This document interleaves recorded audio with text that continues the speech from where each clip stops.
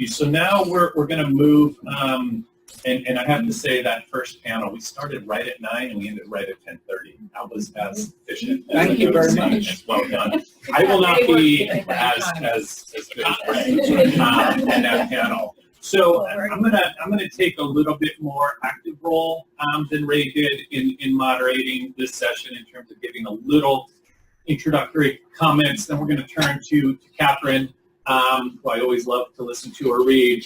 And then I'll give a few more comments about some of the work we're doing at Pitt, and I'll turn it over to my colleague Sarah and Cass to present. And again, we really want to hear from the experts. So as Harry mentioned, Mark and Mark mentioned, we have spent a lot of time focusing on the macroeconomic effects of minimum wage increases or wage increases for lower wage workers. And as what came through in that conversation, there hasn't been as much focus on, well, what does this mean for workers themselves, right? So what does this mean for the well-being of workers? And we're talking about things such as the hardships they face, stress, health, reliance on a variety of strategies to make ends meet and juggle, their lives. So on a positive side, that focus has really picked up recently. So in reviewing literature, there's a lot of sites that are much more recent, looking at the effects of minimum wage increases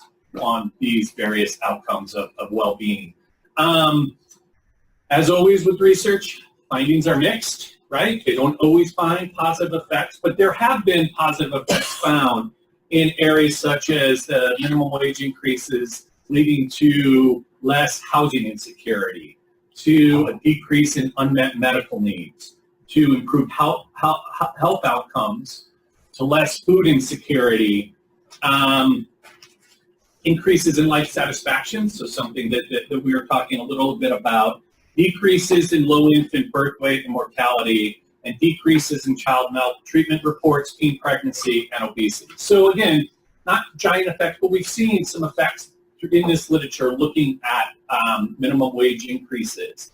A lot of that work has been focused on, has used existing data, right? Existing data sets to look in some very, interesting and innovative ways to look at these issues. So with that context, we want to start with Catherine to talk, and her work has really been instrumental in better understanding income and child and family well-being and interventions around child and family well-being. So we'll start, as I said, with Catherine, and then I will talk a little bit more about our work and then turn it over to Sarah and Cass. So thank you, Catherine. Thank you for the introduction. I'm happy that I can join virtually. My work focuses on the effects of poverty and low wages on children and families, with a particular emphasis on young children. Thank you. Can everyone hear me okay? Yes. Yeah. Okay. Great.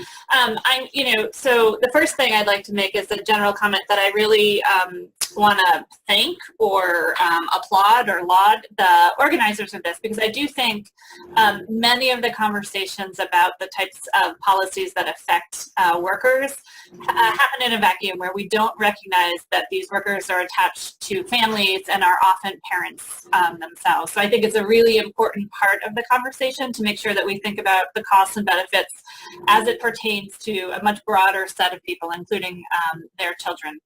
So to that end, my first point on the next slide, so I guess I should prompt someone to move forward with slides, is really just a basic one, which is children for the most part are when children are low income, right? And many of you know this, but I'll make the point nonetheless. About 40% of children nationwide are in low income households, so it's a substantial number of children, under 200% of the poverty line. Those children are in families in which there are workers. Now, they're not always workers who are working full time, right? So we all know some of the vagaries of the low-wage employment market, where there's churning through jobs or underemployment and lower hours for a variety of reasons. But still, on the order of about a little less than a third of children will have full-time, full-year workers in their household.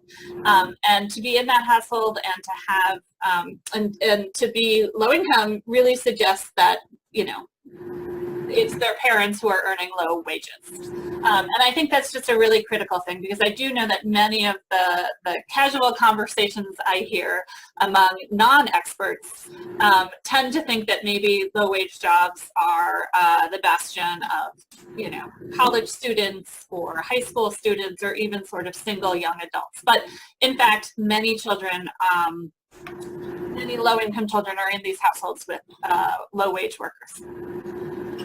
Next slide, please. There's a lot of work that finds strong associations between low family income, and this includes poverty, but also incomes that are above the poverty line but below, say 200% of the federal poverty thresholds, related to school outcomes. And we focus on, and I focus in my work a lot on these school-related outcomes because they have such importance for these children as they become young adults, right? And so we, I'm sure you've been talking about this in the last session, we're no longer in the same labor market that we have been in the past. There's an incredible, strong premium return to having high skills in the labor market. And so it's really hard for high school dropouts or even just high school graduates to get jobs that are going to sustain them, sustain families, and provide economic advancement. So more than ever, it was always the case that it mattered, but even more than ever, those skill-based outcomes, so achievement test scores, graduated from high school on time, having high levels of literacy and numeracy, going on to college, all of that really matters for the youth of today. And we know that there are strong associations between being raised in a low-income family and not doing as well on these outcomes. Next slide. Now, I just wanted to give you a sense of the magnitude of these differences. These data are actually somewhat old data from the ECLS-K, and they show income quintiles for, I can't figure out which is your left or your right, but for reading on one side and for behavior on the other. And I always like to show these graphs because they show a large difference in reading, and this is at kindergarten entry through 8th grade, so its age is going across on the bottom. And you see that they're somewhat stable as well. This is the type of data for me that points to the importance of early childhood, right? So we have this massive intervention around age 6 that lasts for many years. We can argue about the quality of schools and whether the quality of schools is good enough and how it differs across SES groups.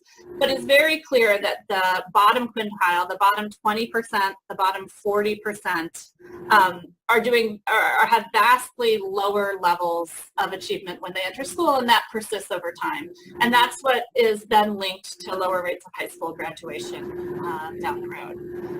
The magnitude of that difference for reading is over a standard deviation, right? It's about 1.2 standard deviation. When you look at the more recent ECLS cohort, it is essentially about the same size, split about 0.10 smaller of a gap. Which is a very small amount of good news, I think. I do like to contrast it, just for people who don't know this, with differences in kids' behavior. Okay, that's the other panel. So the differences, and the scale is the same. And the point is that differences in children's behavior are much, much smaller.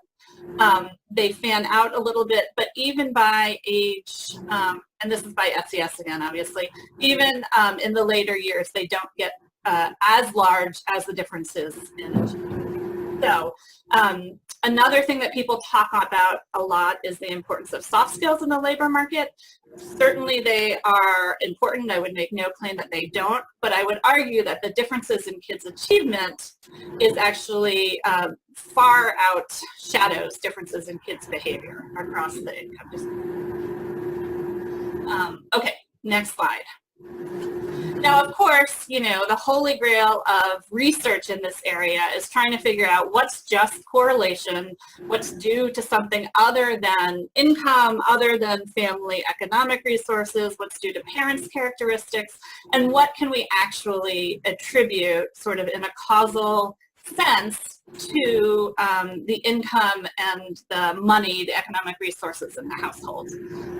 And there is a long, not that complicated, but there is a long, varied history of theoretical work on why income would matter for child development. And again, I'm talking about this almost entirely in the context of the US, right? So it's a slightly different, although not entirely different, conversation when you're thinking about this in developing countries.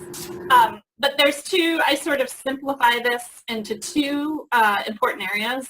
One is the idea that family income and family economic resources actually purchase things that are good for kids. So it purchases better housing, maybe there's less air pollution, better schools, higher quality childcare.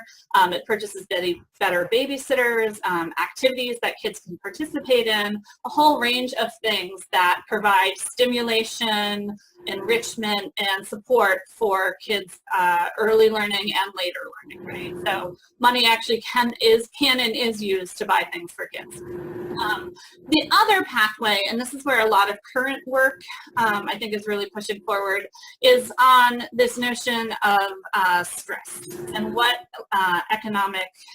low economic conditions due to parents and their stress levels, right? And so the argument becomes, when you're trying to make ends meet on very limited budgets, you experience psychological distress, and that in turn compromises your ability to provide the type of parenting and parent-child interactions that we know to be beneficial for children. So you're less responsive to your children, you talk to them less, you generally are less able to give them that warm and interactive types of interactions that support early brain development.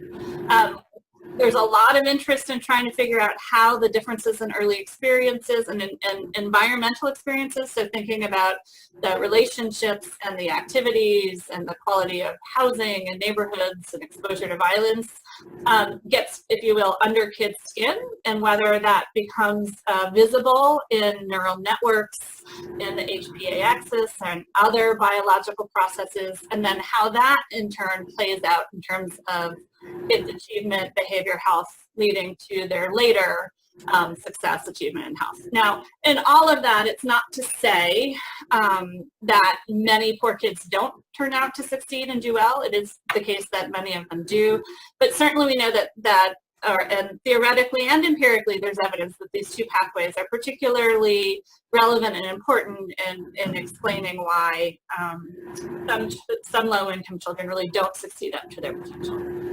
Okay, next slide. I thought a little bit, it was interesting, I in preparation for this, I tried to think about, well, what is the right study to tell us what we would expect from a change in minimum wage, right? So either a large one or a small one. And it wasn't obvious. Much of the income literature uses quasi-experiments and of all different varieties, right? And I thought there was a bunch of work that I was involved with, and Greg Duncan, Aletha Houston, and others in the mid-90s around welfare reform, right? So some of you might be familiar with the MFIP study, the Minnesota Family Investment Program, in which they allowed welfare recipients to retain more of their wages if they went to work, right? So rather than losing a dollar for dollar, they were able to keep more compared to people that were under business as usual. You can think about that in terms of potentially a wage supplement. For a variety of reasons, I wasn't sure that was the right population or the right context to think about it. And what I convinced myself, and we can discuss whether this is right, is that maybe the EITC is the most corollary. So thinking about it, and it's not, because it's as you guys all know, it can be rather large, but it's a one-time lump sum April boost to family income. But there have been a couple of good studies. Dahl and Lochner's well-known study looking at kids' test scores. These are school-age children, and this is concurrent with receiving it, so they don't find that the effects persist over time as much. But then also Evans and Garthwaite's study of mothers looking at CRP, which is a blood marker for chronic stress. So they see reductions in chronic stress and then the reductions in reports that mothers have bad mental health days. So again, this is evidence that goes back to that pathway of stress being a particularly important mechanism. So there are other studies that look at income for older kids. And there, the evidence for income, I think, is stronger. The evidence for income related to employment is a little less clear, I think, meaning it's more neutral, and with some actual negative impacts potentially, if parents are picking up increased amounts of employment. Can we go to the next slide? And I'm not sure exactly how I'm doing on time. How much more time do I have? You're good. You're great. Yeah. Okay. Does that mean that I should just keep going? Like, do I have 2 minutes or do I have like 1 minute or like 5? 5 minutes. Okay.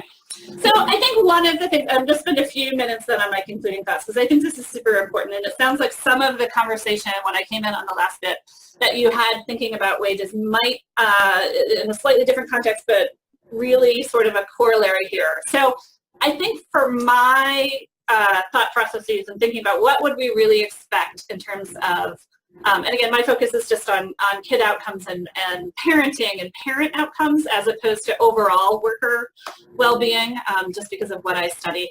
I think it's really critical to think about whether higher wages are going to lead to higher levels of economic support for families.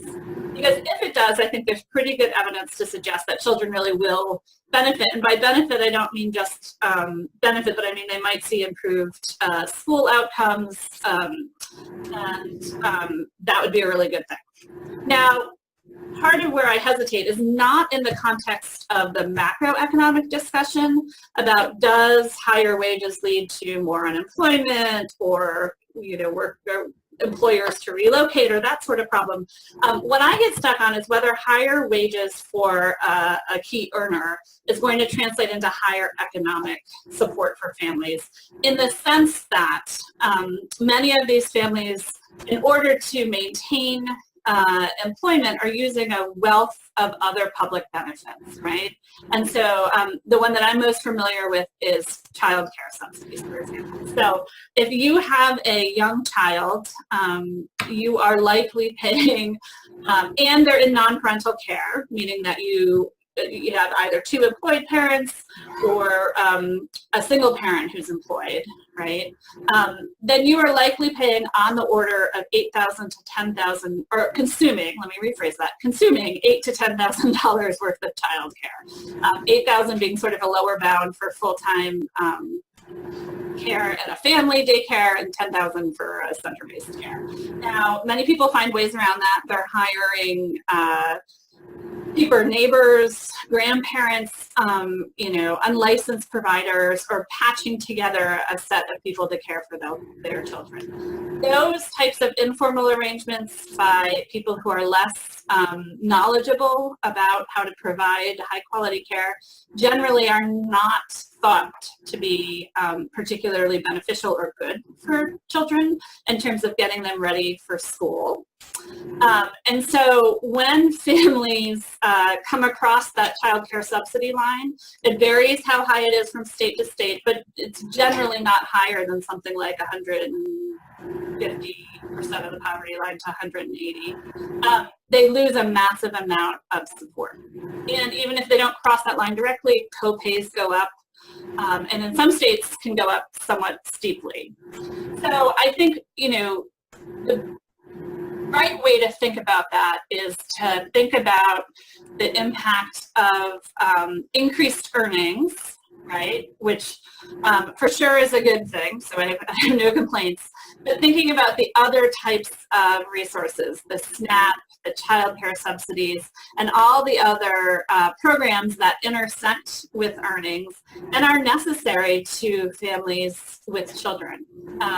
Because if it turns out that the higher wages come with less child care subsidies or less ability to access them, less food stamps, less of the other things that children also need or part of the package that keeps families afloat, I don't know that you would expect to see large reductions in stress and or other outcomes of well-being. And I think that's where some of the stickiness with comparing something like the EITC to other types of wage subsidies is complicated.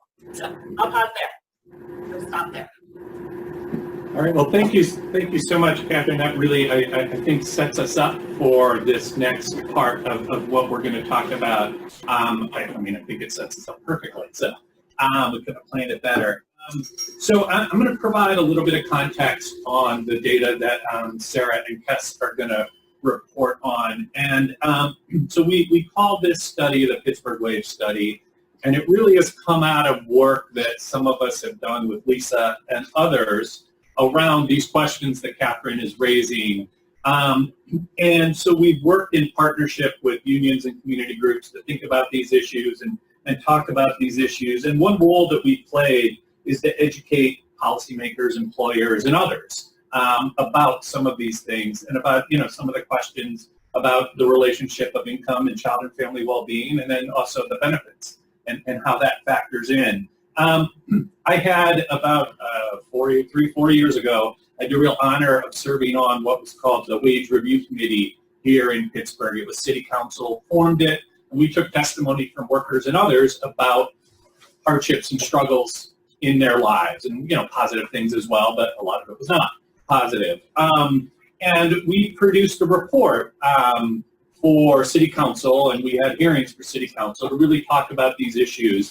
And out of that report came the need to look more deeply at these questions. So then a few City Council folks called me into their office. We had some conversations. We started talking with our partners in the community amongst ourselves to say, we do need to dive into these questions, and in particular one that Catherine just raised, as people's wages go up, do they lose access to other things and they're not better off? So are people better off overall? So this study, it includes, it's a mixed method, so we have interviews with 49 workers. And but before I talk about that, a lot of the conversation here has been about the minimum wage, and we've talked a lot about poverty. But we know people who don't fit within the definition of poverty and are making more than a minimum wage are also struggling, right? So we're not looking at a group earning the minimum wage. Our folks in our study are earning $9 to $20, right? So there's a range, and they're earning. So we're trying to look at, again, the effects of these wage increases. And it comes from a unionization drive, and then a contract that was negotiated because, as was mentioned earlier, Pittsburgh can't do this stuff on its own. So there's been a big focus on local employers, getting local employers to move up wages. So we have 49 interviews with workers, and this is at a local hospital. We've expanded the study now to include security guards, but we're focused on hospital workers. And that was semi-structured, a lot of questions about work, but a lot of questions about how they make ends meet.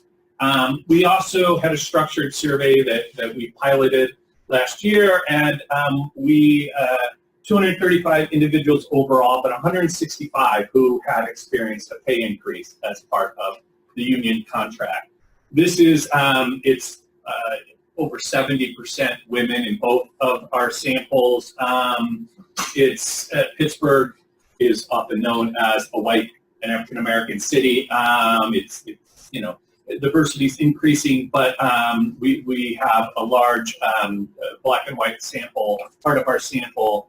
They're about median age, average age is about 45 years old in both of our samples.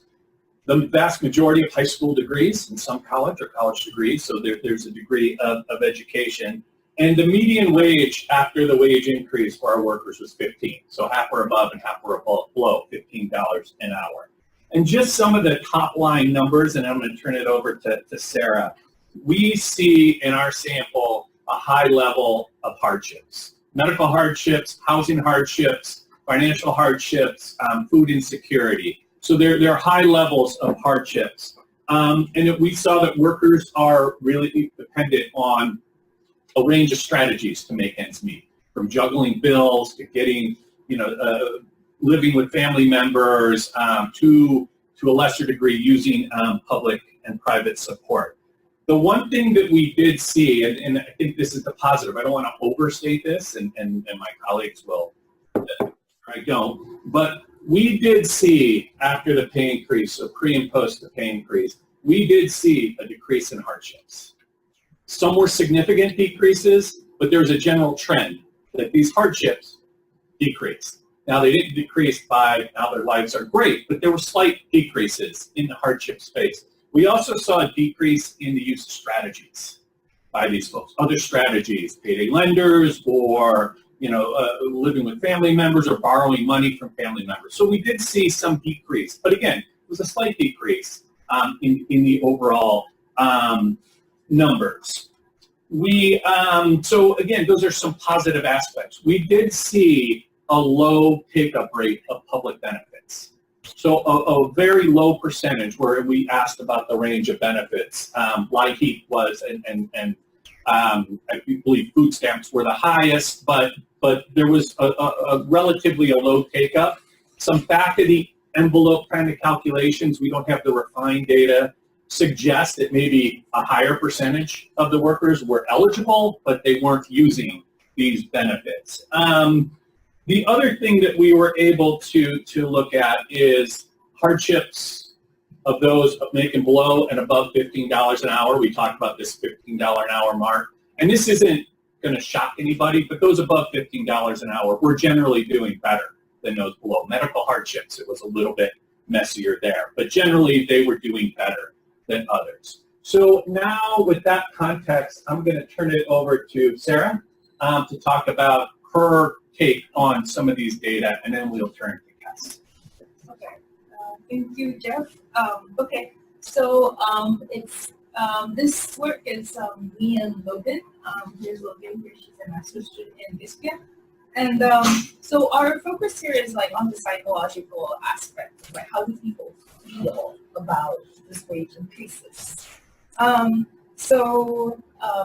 Next slide. Yeah. So this after unionizing and after organizing for a while, a large group of hospital workers was able to land a deal, and they then got a new 3-year union contract to get annual raises and a bunch of other things that follow with it. And so the group of people that got this new contract was what Jeff was talking about. So it's mostly female, about 45 years old, 30% Black. They've worked at the hospital for about 10 years. And before the raise, they were making about $16.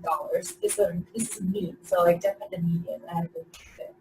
Okay, so after all this effort, they get the contract that they wanted. And so what we're going to look at is what happens next, right? Okay.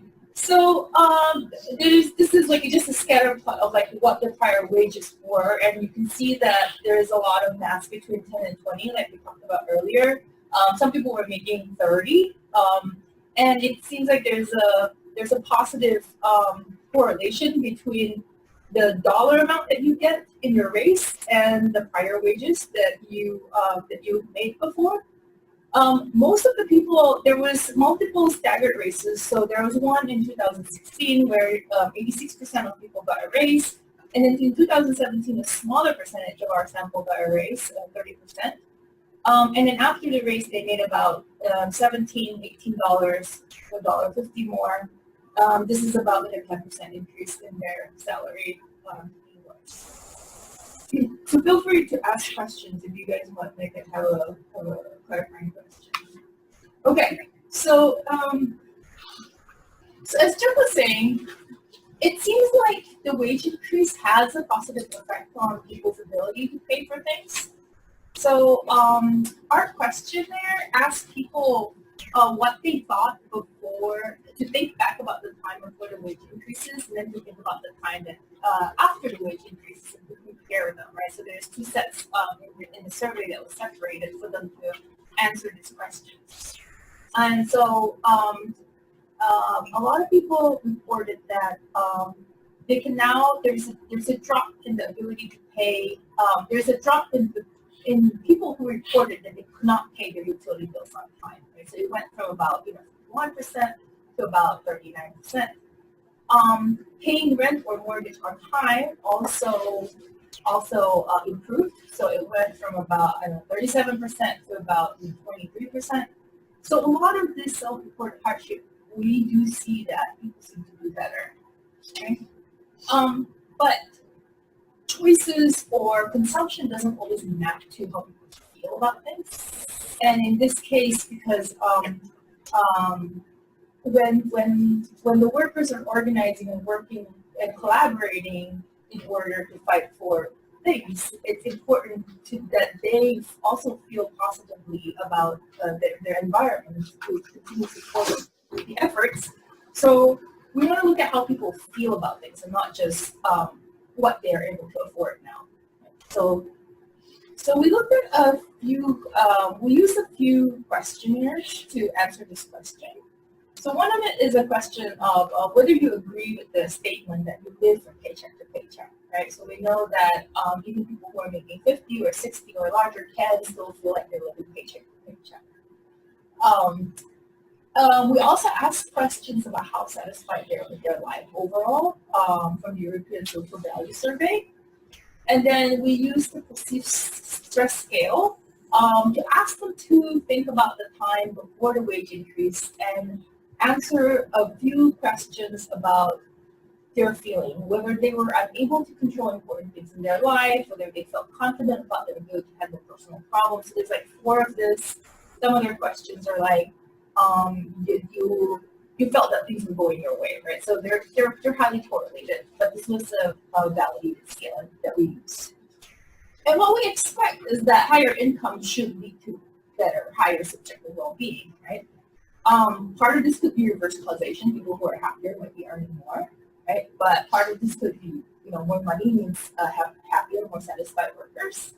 But there's also studies that have shown that relative income matters a lot, right? So if everybody's income goes up, but people are looking at their reference group and watching your reference group income goes up as well, they may have a different evaluation of how well they're doing, right? So this will be especially important if you're thinking about how people perceive, like how the feelings of people with regards to this wage increases. Okay.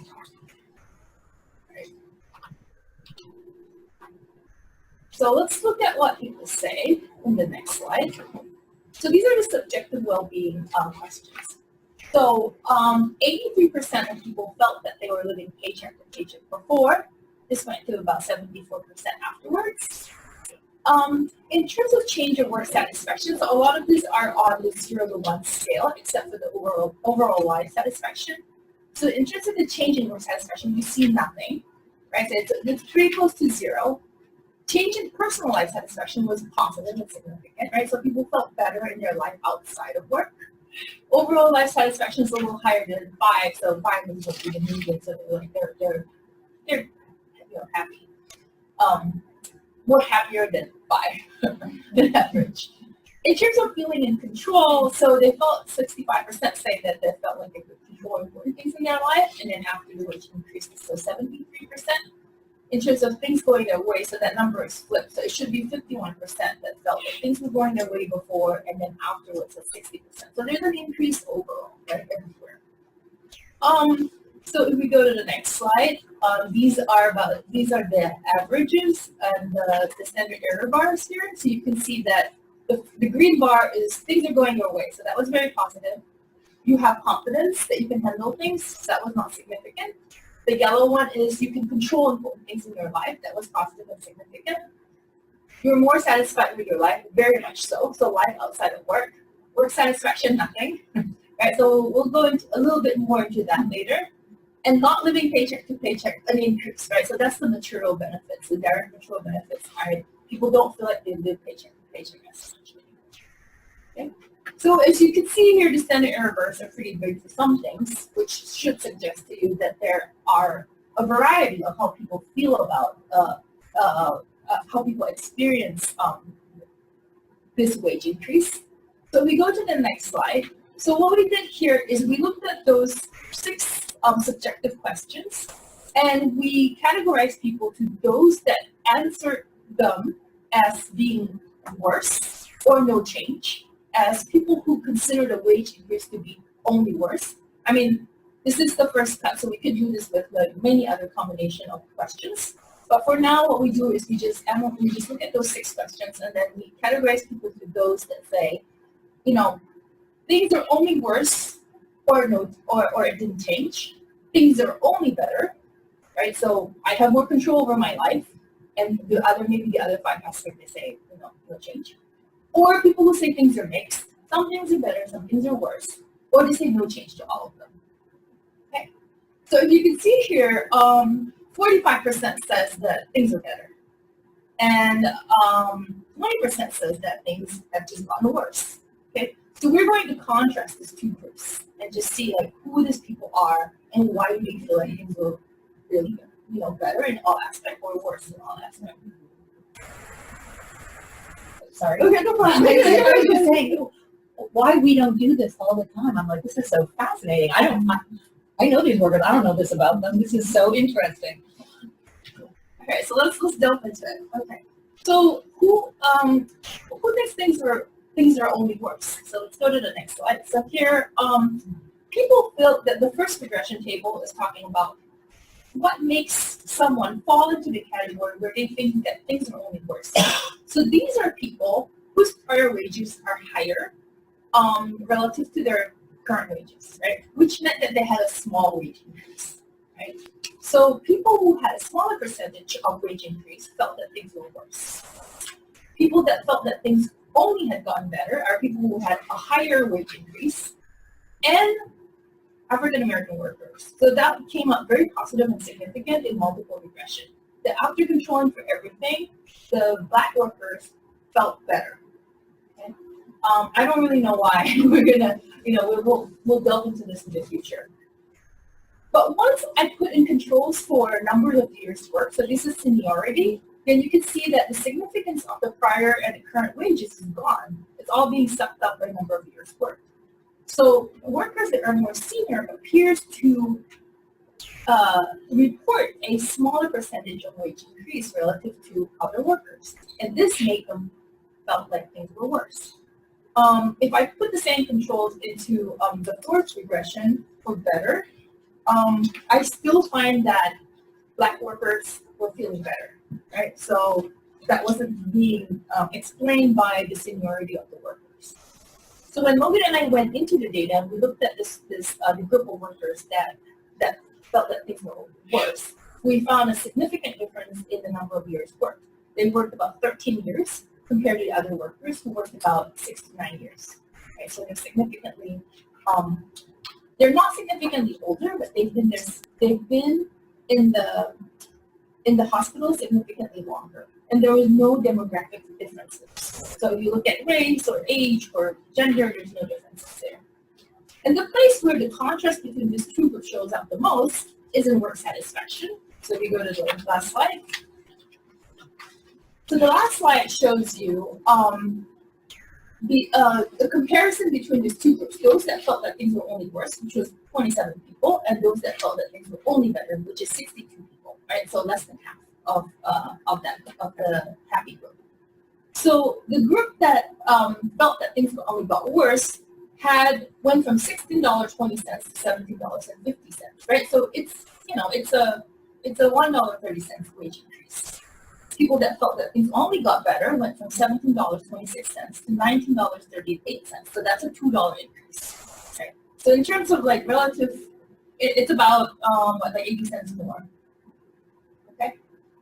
The group that felt worse had no changes in feeling that they lived paycheck to paycheck. The group that felt better felt a decrease in feeling that they went paycheck to paycheck. There's a significant drop in the sense of having control in the worst group and an increase in the feeling better group. But the biggest change is satisfaction with work. So satisfaction with work is super low. There is a very, very large decrease in their satisfaction with work for the group that feels that things will be worse. Okay. And then there's a significant increase in those that felt that things were better, but not the magnitude that the other group, the negative effect was. And this negative effect creeps out to other parts of their lives with non-work life. So there's a decrease in their satisfaction of life outside. But here, the group that felt better increased their satisfaction with life outside a lot more. So the group that felt better reported spending more, but also saving more, and overall money stress is a little less, but not significant. So their health did not change. Their reported health did not change. The group that felt worse started spending more, saving less, had more money stress, and reported worse health. So it's interesting because they did not report living more paycheck to paycheck, and as we can see, their income increases. So we haven't gone into this, but some possibility is, are there peer effects of watching your peers earn more, and purchasing different things or enrolling in different things? Is this a benefits cliff? Unlikely, because our benefits take-up rate was quite low to start with. So, we hope that we can dig into this more in the qualitative data. Now we'll turn it over to Cass to talk about some of the qualitative. All right, so as Jeff and Sarah said, I'm going to review the qualitative results on the wage effect. So we are using this data to flesh out our understanding of the broader issue, but also to complement our understanding of the quantitative findings. And as Jeff said, we're sort of in the second year of this study and doing these 49 in-depth interviews. So today I'm just going to talk about how people talk about the wage increase affecting them. And so just to get into methods really briefly, I initially used folks' responses to try to match them to what Sarah had already found. And what I found was when I tried to do positive, neutral, mixed, negative, that there was still a lot of difference in those sort of blunt categories. So ultimately, I put people on a spectrum on my kitchen floor. And what I found was that there were subgroups that talked about positive effects similarly, neutral effects similarly, negative effects similarly. So what I ended up is in positive, having a few different ways people described positive effects or what they were for them. So today I'm going to describe these 11 subgroups that I was able to determine. And the other thing that I'll talk about a bit is we did consider the effect of other variables like the amount of the wage increase, family structure, race, gender, age, and to see if the placement on the spectrum sort of correlated with any of these other factors. So there were 3 subgroups who reported a positive effect of the wage increase. And these subgroups included people who experienced a direct positive effect, some who just stated it made things easier, so sort of a perceptual effect, and a few that used it for savings. And I will say that the top bit of this, the direct positive effect and the perceptual effect, were all white women. They were almost all but one were married. None of them had minor children. And so we found something a little bit different in the qualitative. There may be some people who are already sort of economically and in other ways privileged might have reported positive effects. They also are raising a fairly high wage. So the minimum in these subgroups is $18.61 an hour. And they also earned a raise primarily over $1. So that's sort of aligning with what the document actually said. So the direct positive effects, one woman paid off her car to get into hours. One woman's husband was able to quit his second job because her overtime was worth more now, so that was a family decision. Another was able to quit working overtime altogether, and one woman was catching up on bills that she had fallen behind on. Made things easier was described a little bit differently. They weren't able to describe a specific thing that they used their money for, but they stated that generally they felt more comfortable making financial decisions. So for example, one woman said, it has helped. I feel like I'm closer to my financial goals where I can retire without being too strapped. Another who had college-age children said, I would say it makes things a little bit easier. I would say, maybe more money to help my kids with things that they want versus things that they need, or maybe things that I want versus things that I need. And this concept of want versus need, which is such a basic economic concept, comes up a lot when we're talking. That's how people talk about how they make those trade-offs. The next group was more heterogeneous. Black and white, male and female, also Hispanic. And these people use the wage increase for savings, but also recognize some of this is getting eaten up. But in contrast to people who said all of the money was being eaten up by taxes and union dues, these people still felt the balance ended on the positive. So one participant, for example, a single father, is using the wage increase to do more overtime to maximize the effect of the wage increase on his savings. And he described that the thing is that the more I work, I've noticed more taxes they take up out of it. But on the offset, the increase did help me. I know I'm starting to save a bit more. So that was sort of how that subgroup described it. And then there was this lone woman who isn't in a subgroup, but I want to bring her up because I think she starts to bring up key concepts about sort of living wage and deserved wage, which are really strong in our data. And this woman only got a 68-cent raise. And she described this as helping her buy a candy bar. But she reported, even though she reported no personal material effect, she was sort of a mother hen and talked about how it affected other people in her department. And so she says, as far as the effect at work, well, I think people feel more appreciated. I think they feel more, how do you say it, valued. More valued, I guess, is the word I want. And this woman really introduced the concept of deserved wage. And because we are talking to hospital workers, in contrast to the much greater sort of media attention on fast food workers, our workers really see their work as contributing to the community and the safety of people in a really significant way. And they are very hurt that that's not being recognized. And that someone who is doing work that could be taken over by a machine might be paid the same as them. So that's strong for our data. But she also points to a living wage and its effect on the community. She says, I mean, you have to pay people what? A reasonable wage, or you're not going to keep people. I mean, I know a lot of people, including myself, when I was younger and had 5 kids I was raising by myself. I had to work 3 jobs to keep everything going. And some of the younger people now won't have to do that. And it's important because for the community and everything, because if you have a parent that's home, they raise better kids. So she's speaking again to this concept of hours, that if you don't have to work as many hours, you have more time to share with your children. And although she talks about how great her kids turned out, regardless of the fact that she was working 3 jobs, she recognized that there are community and family benefits to working less. The next 4 subgroups sort of comprise the center of the spectrum, which could be considered neutral, but the way that these folks talk about this is that this is negative. They expected a positive effect on their life from the wage increase. And what they largely found was they got no effect. But they described it in different ways. I will say that this group, in contrast to the positive, earned $1 or less in a raise, with most of them being less. They were already experiencing hardship prior to the wage increase. They were unable to save, and were more likely to be living paycheck to paycheck, or sort of worse, like not quite living paycheck to paycheck and falling behind on bills. So the first group has no effect. Some people describe the wage increase as melting away into their incomes, saying things like just into the pot, it just melts away. The next group really talked about it being eaten up. And so one person says more money is always better as far as I'm concerned, but by having more money, that's more taxes and more union dues. Another says, I don't see it. It goes back in my dues. How am I going to see that? 70 cents? It goes right back if it's not $1. You know, we're already underpaid and overworked. They came in and didn't give us no money. Where's the money at for us low guys on the totem pole? And this group really starts to bring in some of the resentment about the union coming in. We heard a lot, and that as a separate analysis, but we heard a lot about the power of the union for a safer workplace, for greater work, and I think it's interesting we bring up not having work satisfaction. And I think a lot of what I've heard is because people are still fighting for work satisfaction. And at the very beginning of that fight.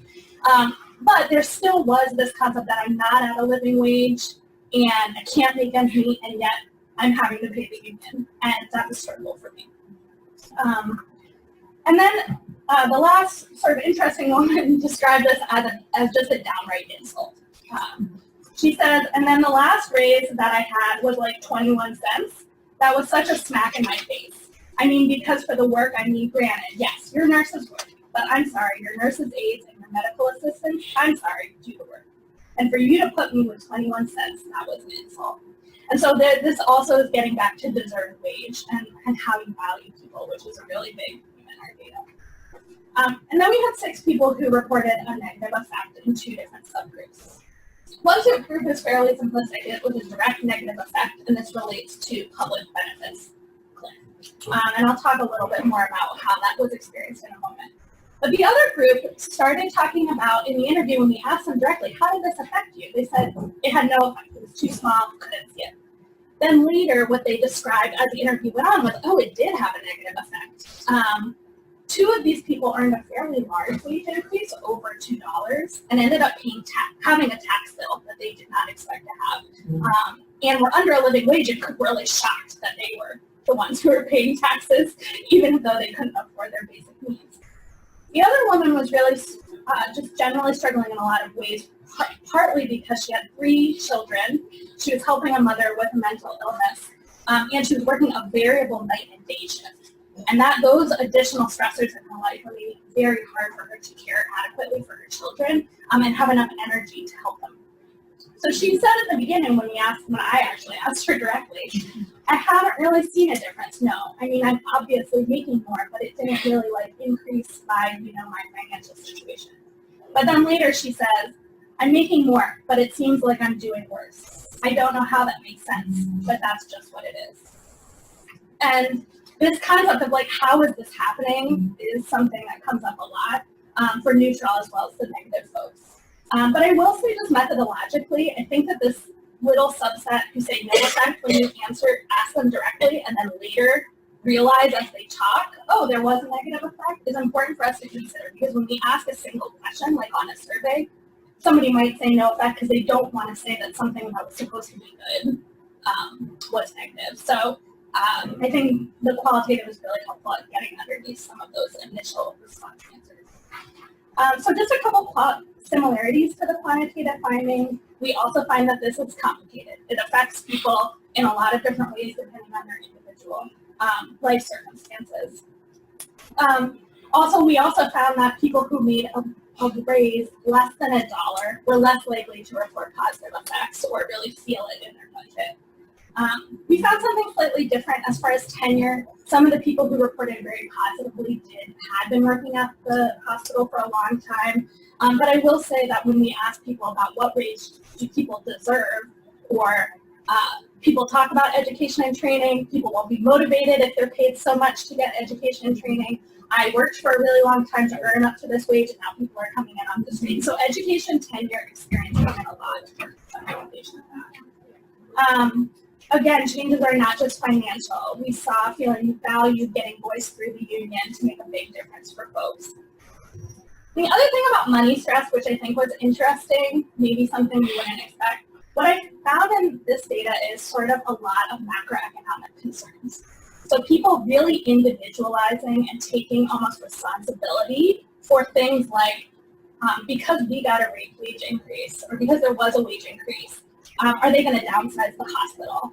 Or am I going to lose hours? Am I going to lose my job? Am I going to have to pay more at the grocery store? And all of those kinds of things were really apparent in our data. But we also heard resistance to that. So some people really separating. Prices are going to go up anyways, and people deserve to make more in order to be able to pay for those greater prices. So it's balanced there. Additions to the quantitative data is that, one, we found less apparent effect on hardships in our data. In fact, in some cases, it may have made hardships worse. Also, there's a possibility, though generalizability is limited, that there's a possible reification of basis divisions as far as where you are in the labor market, what type of work you're doing, your experience and education level. because we see a little bit more of a benefit for white married women than for various other family structures and for Black workers. The effect on families requires some more research in this sample, but the initial comments are very concerning.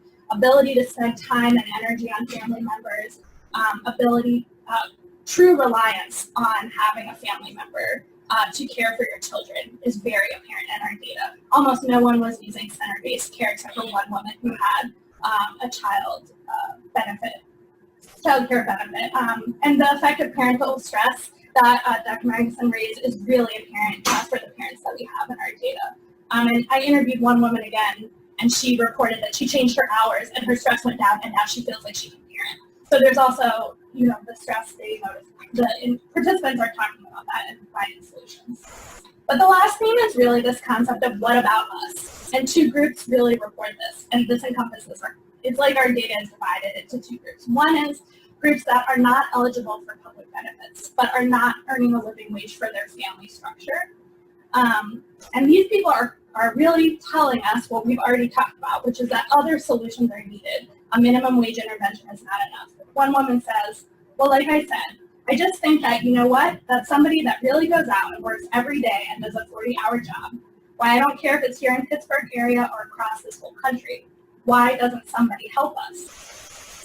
People that Section 8 housing, they get their mortgage, they get rent paid, they get the gas bills, they get food stamps. Nobody gives me anything. Nobody helps me. You know what? Give me food stamps or something.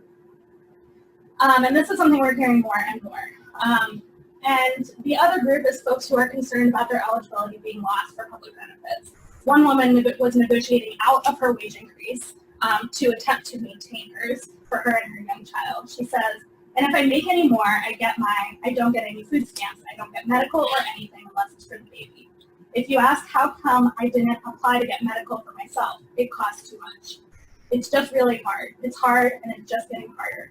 It's like everybody wants things to be a certain way, especially with this union thing, and it's not. It's making it worse for some people.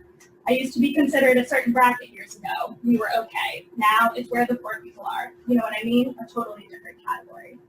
And so this woman is also speaking to the sort of one-size-fits-all nature of some of these policies, which is part of policymaking, but is concerning for individual families.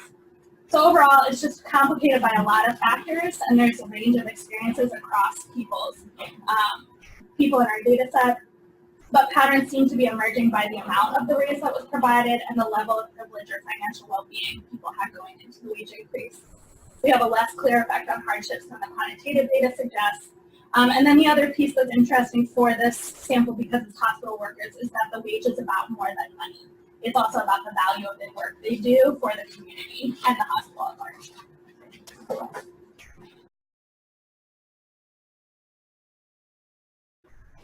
All right, well, thank you to our panelists. A lot to think about. I'm going to just right now open it up to questions from folks. Do my flying stare. Yeah. So this is really interesting data. What I'm struck by is the following. So you're looking at a very specific kind of employer, a relatively large, unionized, relatively high-wage employer, and a relatively high-wage sample and a relatively high-experience sample. I mean, the number that jumped out at me is not only the $16 before the and what I heard, both from the quantitative and the qualitative, is the people who aren't happy, number one, people who are already earning too much to benefit from this, and people who didn't qualify for any public benefit, who sort of were no longer eligible. So to me, even at an employer like this variation is really interesting. People who are right on the spot of being able to benefit significantly without losing seem most likely to be happy. But this really, but linking this to the conversation of the previous session, what you're really not getting is the people who are really marginal in terms of employment, who maybe because of these increases are the ones who otherwise would get hired but now don't. This is a very stable group of people who don't have to worry. They're not the marginal people, I think, in the workforce. And there's a lot of marginal people in them. Labor force participation has gone way down, in recent years. And the people who are completely out of the labor force are also not in the margin. Nothing's going to break. But the people right in between who maybe cycle in and out of the labor force, so the question is, how do you capture those people? And how do you capture the experience of people who have a hard time breaking in to this kind of point, and who might now have an even harder time, if there's a big wage increase. Now, I would be curious about the people who apply for these jobs and don't get them. I'm wondering Right, if that- security guard example would be able to address that. There might be now, and because it could cut both ways. A security in a lower wage sample, more people will experience the bump up, right? So there might be more people expressing the positives. But again, with any employee, you don't observe the people who get bumped out, who get left out. So I guess I think security guard would be an interesting contrast to this, with some way to pick up the people who are sort of very marginal in the workforce and who might have the most trouble getting. Might be another interesting slice to get a full picture. But the variation here is really, really interesting and kind of makes sense too when you think about who they are. Yeah, I was just going to say, I think that that's an interesting point. We definitely could do more to look at that. However, I will say that, one, some of the departments, like food services, who we have participants from, and I'm sure we do from the quantitative as well, they have temps in those positions because they can't fill the jobs. And one of the big barriers that people have mentioned to me is drug tests, that if people fail the drug test, they cannot work there. And also that there's a pretty long, and I can't remember right now how many years it is, but as far as having had a felony.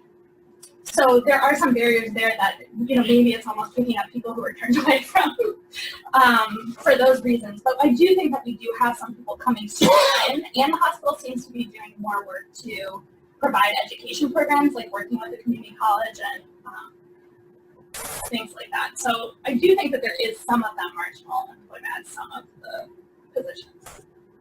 So one of the things, because it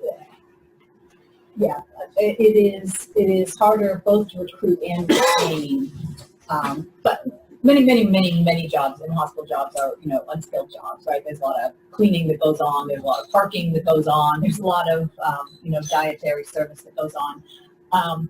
In this contract, they worked, I think Cynthia's going to talk about this a little bit tomorrow, they worked hard to evolve a kind of variant of like ban the box, because some prior, things matter in a hospital context. Nobody with, child abuse in their record should be working with children or in a hospital setting, and then some of them just don't.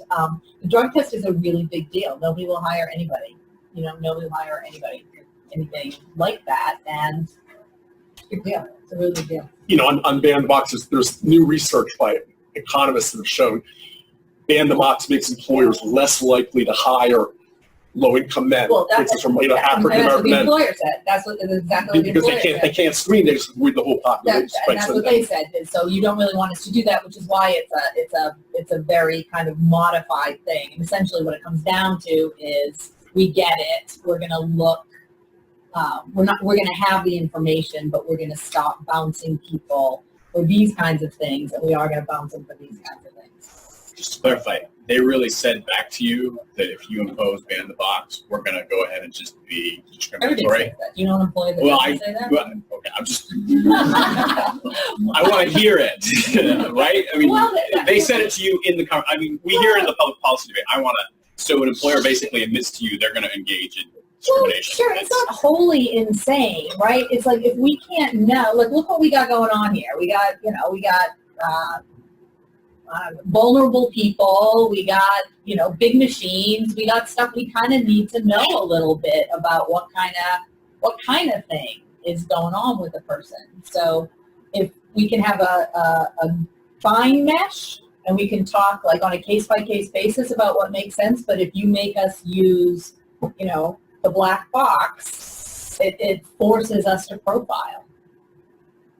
As opposed to interviewing with people and just talking to them and getting their history, right? So it's because That's what they want to do. the way the economic research is pitched, Right. correct me if I'm wrong, is that the employer simply, this is just a shorthand, and so we're not going to bother interviewing people. We'll just sort of, okay, you're an African American, you're out of the mix. This employer is telling you we're not even going to bother. If we're not allowed to ask. We're going to do that. If there are regulations that say we're not allowed to ask about people's background, then we have to make guesses. We better to know more and to have an understanding about what we want to help people overcome and what we won't help people overcome, which we actually thought made sense, that we think there are people who shouldn't be working in hospital settings too. Can you talk a little bit about the nature of the wage change that the contract imposed? Just sort of, did we create a new scale? Did we compress the wage? What did we do? There was no scale. Well, I'll just say a couple words about it. It was a big. So these six, in Allegheny General, there are, The owl did not hear. and okay, you have to delete that part. Max, delete that part. Siri. There are, hospitals are highly stratified places. You got everybody in them from, academics and researchers to the people who park the cars. And in that hospital, the people who have the opportunity in the imaginary hospital, the people who have the opportunity to have a conversation about that every so often, really kind of from nurses on down. And in labor law, these entities have, 8 conforming units. And so they can't all talk at the same time, but they're not recognized by labor. So it's business and clerical are one group, and service and maintenance are one group, and actual maintenance, like fix the boilers, is another group, and RNs are another group, and so on and so on. So they organized in 2 big chunks, the RNs and then kind of like everybody else. And so RNs have been bargaining for a long time. That's part of what sets the conversation in there. And the RNs are RNs, and they have power and they do things the way that they do things. And they care a lot about quality.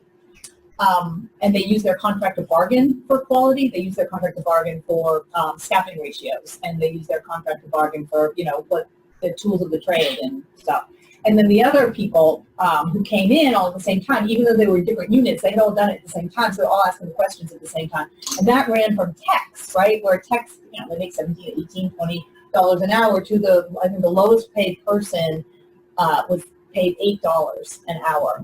And so we had to have a conversation about that because there's not endless money out there. So what do you do with the money? And it was fascinating. It was just so fascinating to talk to people and say, well, what's everybody's priorities? Is it to stabilize our healthcare costs? Does everybody want to do that? Because in other parts of the city, your healthcare costs are going to bump, right? And so whatever that is as a percent of payroll, do we want to take that on? Do we want to think about retirement? Do we want to think about whatever? At the end of the day, what people felt was fair, and it's interesting to see it reflected, was to try to do some decent work at the bottom of the scale, to get people who are making 8 and 9 and 10 and 11 big jumps, to try to get people who are well behind market rate sort of big jumps, and everybody else will get to it in the next cycle. And could people kind of like live with that? Because there's always tension. Not everybody wants to do the same thing.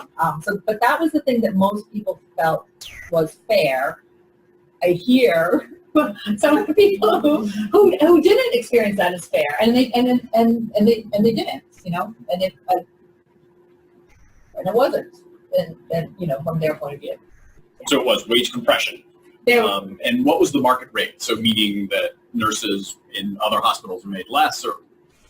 You never really know. I mean, there's actually a market rate. What does it mean? There's so many studies that actually talk about kind of like price fixing within the hospital sector that I don't really know what market rate means. It's always incredible how within a healthcare market, how close people's stuff is. But there's actually a lot of data that talks about wage suppression.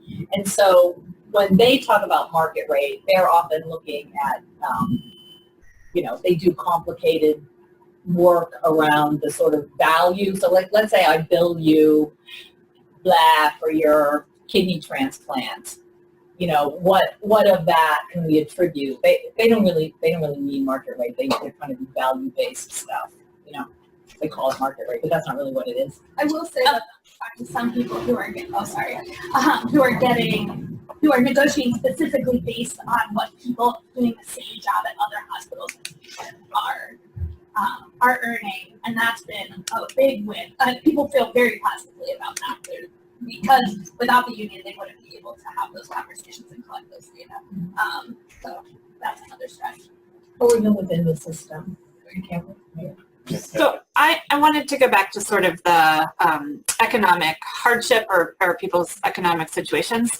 So I'm curious how much more in the qualitative work you're able to understand about individuals, couples, families' economic lives, the extent to which they were paying off loans and other things. Because I think, it's been years now, but when I was doing some qualitative work, I was struck both by some people's sort of detailed understanding of their own budgets and other people's complete lack of understanding of their own budgets. And so, if we're thinking about how people experience wage increase on their economic well-being, part of that's going to be contingent on A, how much they understand their own economic condition potentially, and B, what other things like student loan debt or car debt, Right. child support. There's a whole set of things that are going to factor in, and I'm curious how much of that you were able to capture and look at.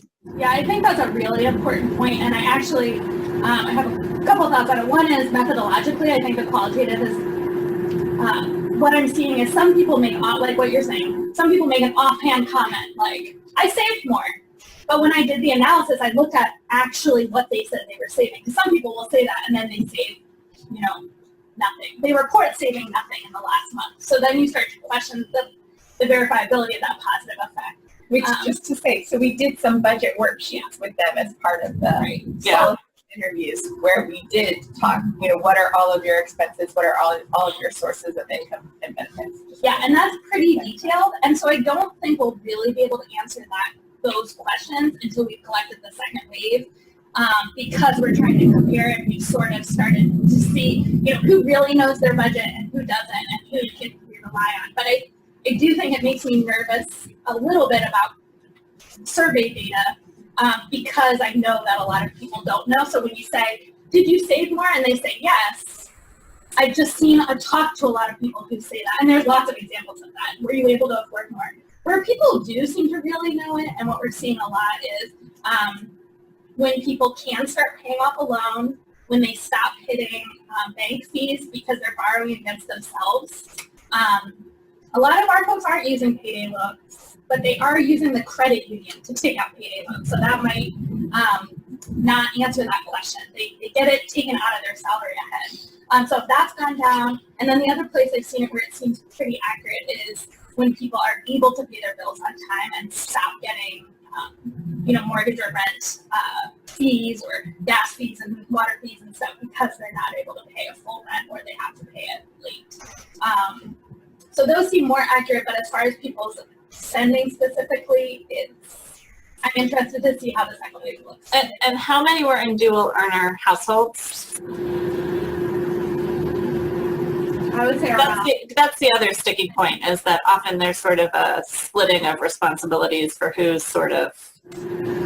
Yes, and so what we're doing in the second wave budget sheet is it's divided by earner so that we can get that more specifically, because what we found in the first one is people didn't, if their husband's taking a pension, they don't know what his pension is. Right. So we're also sending it to them ahead to try to get them to talk to their husband or whoever, look at their pay or whatever. So we're trying to nail that down, but it is. Yeah, but I guess, part of it goes to, for those that are sort of in relatively, I take the point that no one's affluent, but for households that are sort of head above, that threshold and treading water, they may not experience it as a large increase because they're not the one who's handling stuff financially, right? So if they're not minutely aware of how things are spent or for what they're spent, they may know that they can now afford more on groceries than they used to, but we make a lot of assumptions about people's own understanding of their financial situation. And I think the qualitative work's value, one of the values, there's lots of values, but one of the values is really trying to get a handle on how people think about money rather than just what they do with it. And so I guess I would just push you guys in the future to think about not just getting what does it mean when they say they feel better, but really trying to get about sort of how do they conceptually think about the money in their own lives relative to, all the other financial factors that go into it.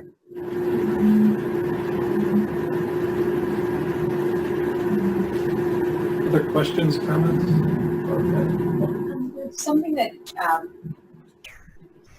reminder that when you think about raising the wage to $15, you're introducing these two groups, are bringing a lot more people into the group affected by the wage increase, and they're more like, they look different than the people directly at the minimum. So like, you were saying earlier that people making $7.25 look really different than someone who's probably earning $12, but they both fall into this group of affected workers. And so when we're thinking about how to study a minimum wage or structure it, like how do you think about those two groups of workers and how different they actually are? And they're probably older, they have more work experience, and they're more likely to be in poverty because they are more independent, or they're not a teenager, or definitely not in some way. So I don't know, it just is something. Shooting for a higher wage brings a whole different group of people into the term that need to be considered and understood. And that can really seem to come out in the qualitative work where you're showing this other perspective. And yeah, I mean, I would say, and again, it speaks to Harry's question as well, right? So we're looking at a group of individuals who they're not making $7.25, right? They're making more, but they're folks who've been working for a long time. They've barely seen wage increases because there wasn't a wage structure. I mean, we continually heard I made 10 cents more the next year, right? So, and there are folks who've been doing this and they're struggling pretty mightily, and I do think they differ from the marginalized, and but we want to think, I mean, about those interventions that we can use to help those folks as well. Can I just say one thing about that though? I mean, with the increased sort of shredding of the social safety net, I think those assumptions that there's some kind of workforce out there where wages are matched roughly or correlate to age and experience and so on and so forth. To me, that's all getting pretty discombobulated in terms of what I'm seeing out there, because people have these life events now that spell the end of everything. So like if you look at home care workers as a group, it's a little different than a hospital, but this wasn't true of home care workers 20 years ago either. They can be former professors of economics because there is no, I mean it. That's what I have to look forward to. It's your problem. That's all right. Because there's no way on anything other than, right, because the benefit cliff happens to that person if your copay for your mom's long-term care is everything you own, right, which is really how Medicaid is structured. So, like, I'm just finding that less and less. If I look at the housekeepers in a hospital right now, some of them are who you would think they were. They're people, this is their first job, and they only graduated high school, or they graduated high school left. But some of them are, like, I moved up here because I'm 62, because my kid died in an opioid crisis, and now I'm caring for my grandkids, and the only job I can take is a job that's within 2 miles of my house, because I gotta walk because I can't afford a car. Now I'm just finding that those assumptions they just do not hold, because people don't have anywhere to go when something happens, and shit happens a lot. And to sort of bring those 2 points together, I mean, looking at the current population data for the state of Pennsylvania, roughly 40% of the people who would be impacted by an increase to 15. So this doesn't get into employment losses, but just 40% are age 40 and older. Yeah. So it's about one. And I think it speaks again back to this idea of context, like employment context matters too, in terms of how they feel, how they think about things. Other questions? Did you ask, and you may want to close your ears, did you ask how they felt about their union? Yeah, we did. We have not analyzed that. Oh, yeah. Okay. I would also be interested to know if you can ask that question, sort of how it broke across feel totally worse and everything's great. I mean, one of the analyses we were planning was to look at this responses in terms of where they heard about the survey, and one of it is from the union. So we want to see if there was bias, if there was a, event effect, if it comes from the union. I will say I did look at that as one of the factors. and sort of thinking, oh, maybe the positive group is all like super pro-union, and that was not true. So I didn't see a clear pattern of people who are heavily involved with the union, so like by level of involvement or attitude about the union. In fact, I found a lot of people in the neutral section who didn't get the wage increase they wanted or were very frustrated that it wasn't enough or district wage came up a lot, and I think that's because they're really active in fighting to get recognition from the hospital for the work they do, but that's just a theory. So I didn't see anything, but we haven't keeping that more about. It's like these union effects. Like, Actually, Mark, a little bit that looked at the union. Yeah, we just didn't find any significant on whether they heard about the survey from the union. From the union or not. And whether they were working better or so.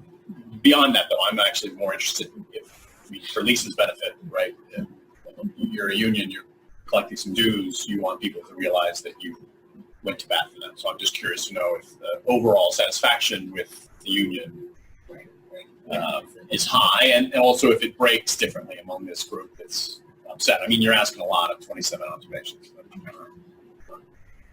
Can you also talk a little bit more the health outcomes for that grumpy group got worse? They reported a decrease in health, yeah. But we don't have the details of what they were suffering from. I think the security guard survey has the breakdown, not being able to move in a particular way. Maybe the qualitative one has the health. Like, it's when we have people talk about the effect of their work on their health, but I haven't analyzed the effect of work on health against the amount of patients who's got or where you are in the spectrum. But that's a good thing to analyze. In your survey, do you try to ask them, so there's always this problem before versus after, is that causal or not? Are there, for the grumpy people, are there other things going on in their lives that could be causing the grumpiness? Some way to ask the question, other major life change or life events that you could then control for them to get a cleaner effect. The biggest thing that we see is the seniority.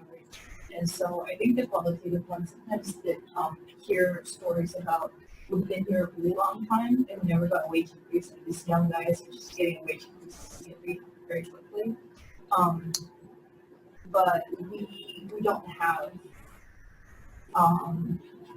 like checks that we ask them to report that wasn't linked to the wage increase. I see. itself. I mean, the survey itself causes grumpiness when you put these measures in. And, we were trying to keep it quick. It's not, but yeah. Other questions or comments? If I could just switch the focus for a minute, and while you're asking Catherine, because I have an interest in this idea of how it affects child well-being in particular. Looking at the explanatory model that you have, one of the things I'm curious about is where do fathers fit, if at all? Because you talk about maternal mental health, parenting, which could be, I would take as parenting style, perhaps. But is there something, do fathers play a role in this?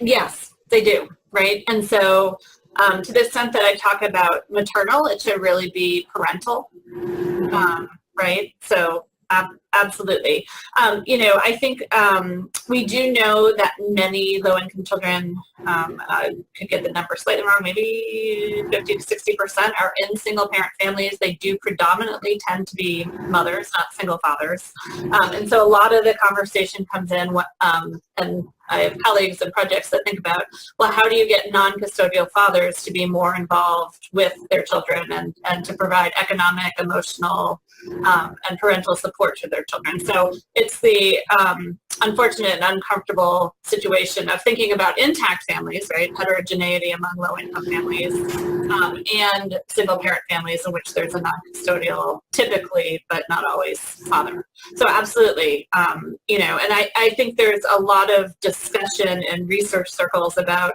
to what extent, and all of you are super aware of this, I'm sure, to what extent sort of low income itself causes relational instability, relationship instability, and results in fewer fathers being involved with their children, right? So if we were able to improve the economic well-being of non-custodial low-income fathers, would other things about their family life and their relationships with their children be much better? No, super, super important question.